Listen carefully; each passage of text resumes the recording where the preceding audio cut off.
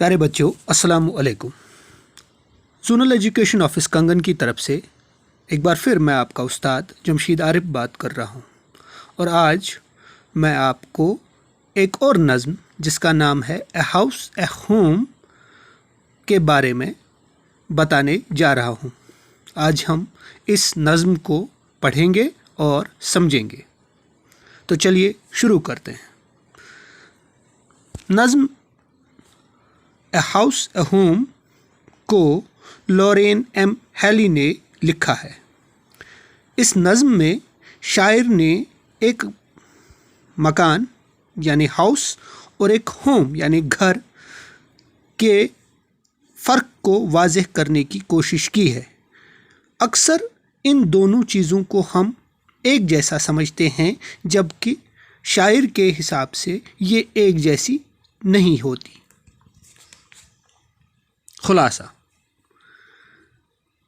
शायर ने एक मकान हाउस और एक घर होम को कंपेयर यानी मवाजना किया है और कहा है कि एक मकान सिर्फ ईंट, पत्थर और लकड़ी से बना होता है। ये एक इमारत होती है जिसमें ईंट, पत्थर और लकड़ी का इस्तेमाल होता है।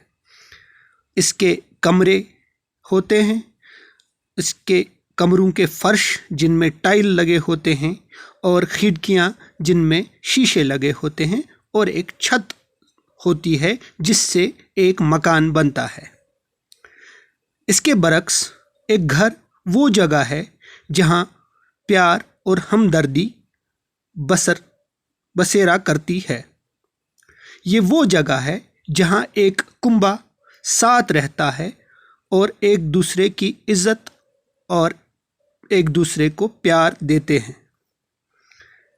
ये वो जगह है जहां माँ बाप, भाई बहन साथ रहते हुए एक दूसरे को प्यार और इज्जत देते हैं, जहां एक काम करता है ताकि दूसरे खुश रहें और वो दूसरों की खुशी को हमेशा सबसे आगे रखता है और दूसरों के लिए जीने और काम करने को अपनी खुशनसीबी समझता है।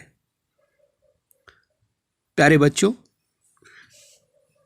मेरे इस मुख्तसर खुलासे के बाद आपको समझ में आ गया होगा कि एक हाउस और एक होम में क्या फ़र्क होता है, यानी एक मकान और एक घर में क्या फ़र्क होता है।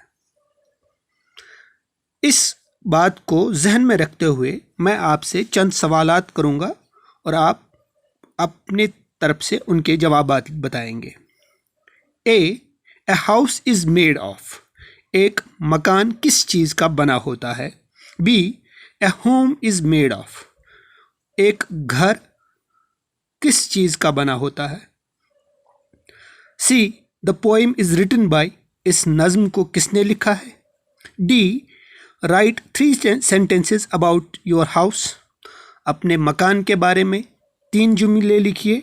और E write 3 sentences about your home, अपने घर के बारे में 3 जुमले लिखिए। आपको समझ आ गया होगा कि मकान के बारे में 3 जुमले और घर के बारे में 3 जुमले। मुझे उम्मीद है आप लिख पाएंगे। शुक्रिया।